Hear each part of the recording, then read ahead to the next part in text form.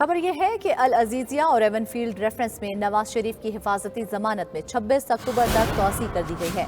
नवाज शरीफ ने Islamabad high court में surrender किया है। आजम नजीर तारण ने जमानत में तौसी की इस्तदा की, जबकि अदालत ने नैब को नोटिस जारी कर दिए हैं। तो अल अजीजिया और एवनफील्ड रेफरेंस में नवाज शरीफ की हिफाजती जमानत में 26 अक्टूबर तक तौसी कर दी गई है। मजीद तफसीलात जानते हैं नुमाइंदा 92 न्यूज़ साकिब बशीर से। साकिब, आज की समाअत का अहवाल बताइएगा।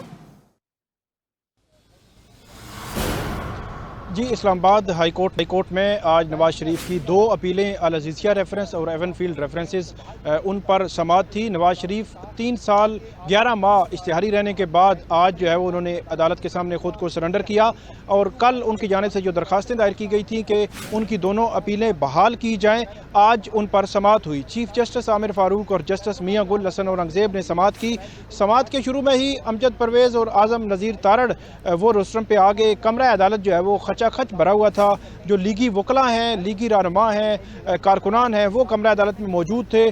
तो अदालत को बताया गया कि 3 साल 11 माह वो जो अदालत में पेश नहीं हो सके, जिनके पास अब्सकॉन्डर डिक्लेयर किया गया, उसके पीछे कोई बदनीति का अंसर नहीं था, बल्कि मेडिकल ग्राउंड्स पर या तिब्बी बुनियादों पर वो अदालत के सामने पेश नहीं हो सके थे। और उन्होंने कहा कि हमने दरखास्तें दायर की हैं कि हमारी अपीलें जो है वो बहाल की जाएँ। ताहम जो जस्टिस मियां गुल हसन औरंगजेब ने ये अदालत से ये पूछा उनके वकला से कि आप क्यों अब्सकॉन्ड किया, आपने क्यों इश्तिहारी हुए और अब आप किस बुनियाद पर जो अपनी अपीलें जो है वो बहाल करवाना चाहते हैं। ये वो सवाल था जो नवाज शरीफ के वकला के सामने अदालत ने रखा। उसके बाद जो आजम नज़ीर तारण ने कहा कि मुख्तलिफ अदालती नज़ीरें मौजूद हैं जहाँ पे इस तरह कोई अगर जो मुलजिम जो है या मुजरिम जो है वो अब्सकॉन्ड कर जाता है तो उसके बाद सरेंडर करता है तो उसकी रीजनिंग, उन्होंने कहा कि हम जब इस पे दलाइल देंगे तो उसकी रीजनिंग भी अदालत के सामने रखेंगे।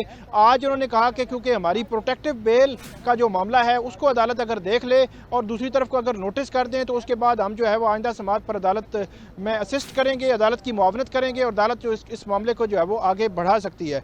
उसके बाद जो जस्टिस मियां गुल हसन औरंगजेब ने पूछा कि नैब से पूछा कि क्या नैब के हुकाम जो है उनको हमने नोटिस करना है, उनके नोटिस के बगैर तो हम ये मामला आगे नहीं बढ़ा सकते।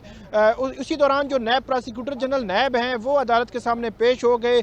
अदालत ने उनसे पूछा कि क्या आप जो है वो नवाज शरीफ को गिरफ्तार करना चाहते हैं। बड़ा वाज़ेह और क्लियर अल्फाज में अदालत ने पूछा तो नैब के प्रोसिक्यूटर ने कहा कि हम गिरफ्तार नहीं करना चाहते।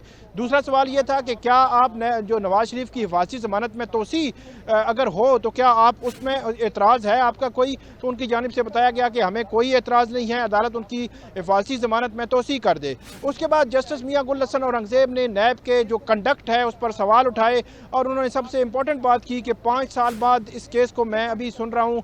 शुरू में जब ये अपीलें एवनफील्ड रेफरेंस की इस्लामाबाद हाई कोर्ट में आई थी तो उस वक्त वो बेंच का हिस्सा थे।